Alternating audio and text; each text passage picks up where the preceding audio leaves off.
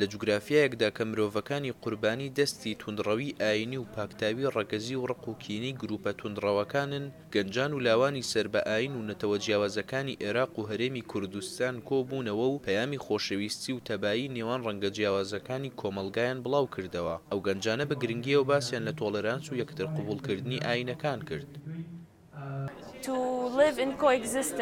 بۆ پێکەوە ژیان دەبێت خەڵک بەیەکەوە بژین. مرۆڤایەتی بەشێکە لە ئاین. زۆر گرنگە بەیەکەوە بژین. من ئەزمموی پێکەوە ژیانم دیتووە لەبەرەوەی هاوڕێیەکانم لە کۆڵژ ئێزدین، کوردن، سابعین و هەروەها بەهاین. یعنی هەر ئینسانێک هەر دینێک ڕێک هەیە خودت ناسن لازم ئەم ڕێزل وێ بگرن.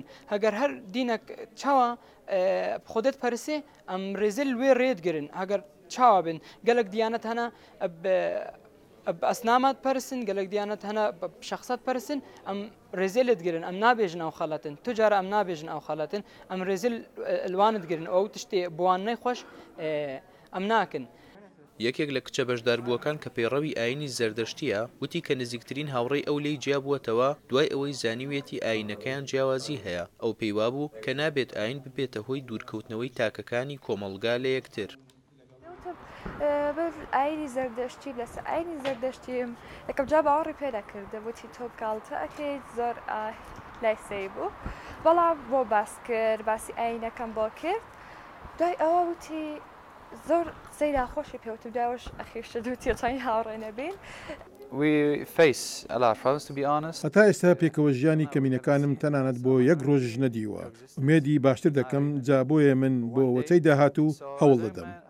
ئەم مەراسیمە لەلایەن ڕێکخراوی مێسپۆ سەرپەرشتی کرابوو کە برەو بە لێک نزیککردنەوەی ڕەنگە جیاوازەکانی کۆمەڵگا ئەدات.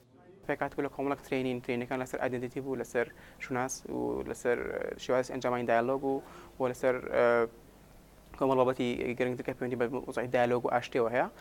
لێک نزیککردنەوەی ئاین و پێکهاتە جیاوازەکان هەنگاوێکی گرنگە بۆ بڵاوکردنەوەی ئاشتی و نەهێشتنی تۆوی ڕق و کینە کە لەبەر هۆکاری جیاجیا کاریگەری لەسەر تاکەکانی کۆمەڵگا دروست کردووە. ئەو گەنجانی ئەمڕۆ لێرەدا کۆبوونەوە نوێنەرایەتی ئاین و نەتەوە جیاوازەکانی عێراق و هەرێمی کوردستانیانە کرد. ئەوان جەختیان لێوە کردەوە تۆلێرانس و لێبوردەی لە نێوان ئاین و نەتەوە جیاوازەکان تاکە ڕێگەچارەیە بۆ دوورکەوتنەوەی لە ڕق و پەرگیری لە نێوان تاکەکانی کۆمەڵگا.